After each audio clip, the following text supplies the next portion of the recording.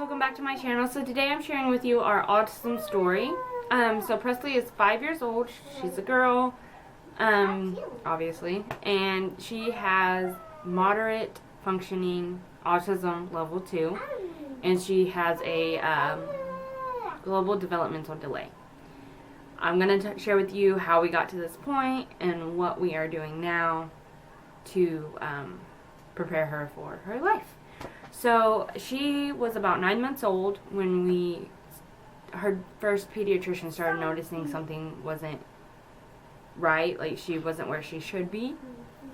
And I did end up changing pediatricians because I was like, what? Like, you're just telling me all of what she's doing wrong. Like, not all of what she's not doing. And I'm trying to tell you all of what she is doing, but she's not doing it at your time. So I ended up changing pediatricians because I just was like, I felt like they were being I felt like they were picking on my daughter.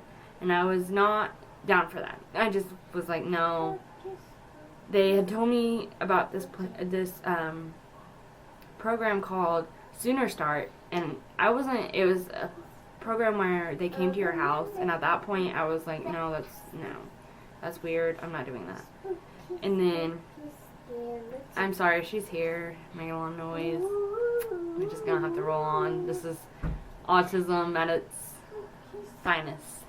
So, she ended up changing pediatricians, and he was not like them in the way that he was like, she's not doing anything when she should. It was more of like, you know, she isn't talking, and she's over a year now at this point, and I'm like, well, maybe she just doesn't have anything to say. And then she wasn't walking. She wasn't where she should be for a 1-year-old. So he referred us to go to a speech therapist. We went to speech therapy for 2 years. She did really well. She had group therapy too, to get her around more kids, because she was babysat by my best friend while I was at work 3 days a week, and she was only around her kids. So I thought maybe like it was like she wasn't around enough kids, and that's why she was how she was, because she still to this day doesn't play with other kids. She plays next to them. So she was doing that. She wasn't good at sharing, which I still think it's just because she's the only child, but whatever. And so she did the therapy. They told us to get with Sooner Start again, and I ended up going through with it this time because I felt like I just needed to help her talk. That was it. She just is delayed in speech. All of Trevor's family was like, yeah, we're delayed in speech. And I don't know much about my side of the family with stuff like that, because my grandma and my mom are both passed away, and I feel like they're the ones that would know. So I'm like, and we don't have like I don't think we have like major learning disabilities or anything like that. But his family was like, we are all delayed in speech, it's fine, she's fine. And I had other people telling me like, all kids are different, stop comparing your kids to other kids. But in my heart I knew something, like I needed to get her help. So I got with Sooner Start, and they started coming to our home. So she did speech every other week. She did Sooner Start, and she did her other speech therapist 2 times a week. So every other week she did speech therapy 3 times a week. And we would do like pretend play, because she didn't really understand that, and all of those things that you do in speech therapy. Like, she still does speech therapy now, but I don't go because it's through the school. But she did that, and her speech therapist, we kind of grew a relationship because I seen her twice a week, and she was like, I think she has autism. And at that point I didn't even know what that was. I had never really heard of it, like probably here and there, but what? So she's like, I think you should go try to see if she could get evaluated to see if she does have autism.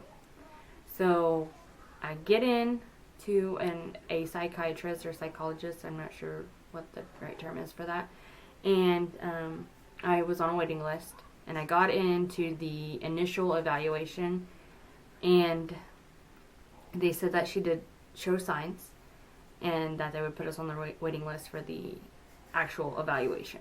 So we were on that waiting list, and I just was like waiting, obviously. And then a friend of mine from work, her son has autism.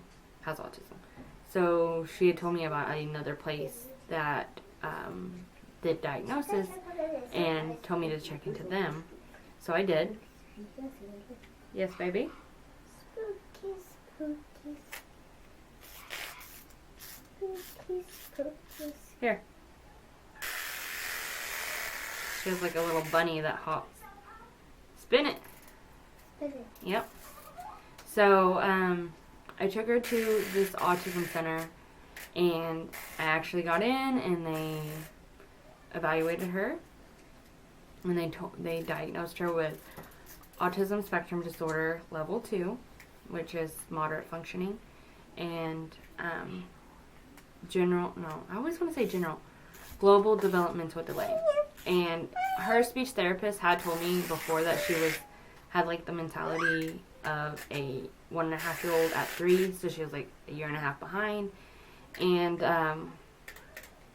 so yeah, so we got the diagnosis, and at first it's kind of like, okay, it just like obviously it doesn't change anything. You still love your kid the same, like that's your kid. But now, so they sooner start helping me get her into school. She went to a developmental class for 2 years for pre-K. She went 3 and 4 with the same teacher at the same school. And then now she's in an all-day class, which is called Developmental Delayed Pre-K. And school has helped her so much. It's been a great resource for us, I guess. I'm very thankful that I did finally get into Sooner Start. I wish I would have done it sooner and not been so hard-headed, because I thought I knew best.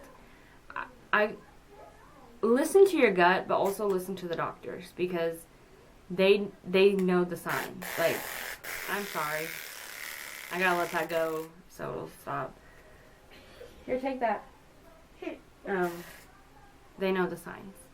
But now, like, I'm like, I know my kid. So she is still not potty trained. We still can't carry diapers. We're the school is working with us on that, because that will determine if she can go into general education next year or if she'll have to go into a special education class. But we're working on that.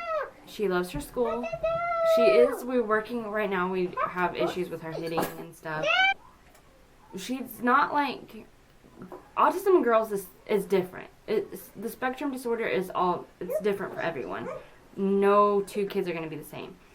But how we're leaning towards autism is she lines everything up.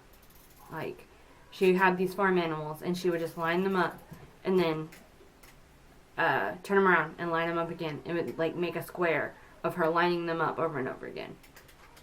Her hair, she did pull out all of her hair. We had to shave her head because she had just like little pieces everywhere.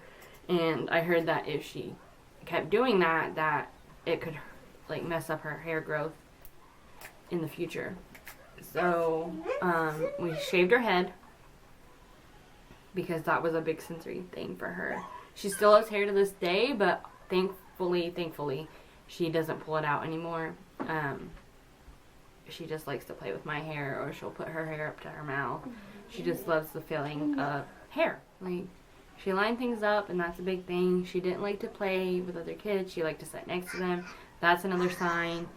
I guess this is like how we knew she had autism, or like the signs that told us to get her evaluated. So guys, that is our autism story. I'm sorry it's all over the place. I hope I said everything I needed to say. Sorry, it like went down. And if you have any questions, leave them down below. I am going to do an autism friendly toys, or what she loves to play with, video next. So I hope you guys enjoyed.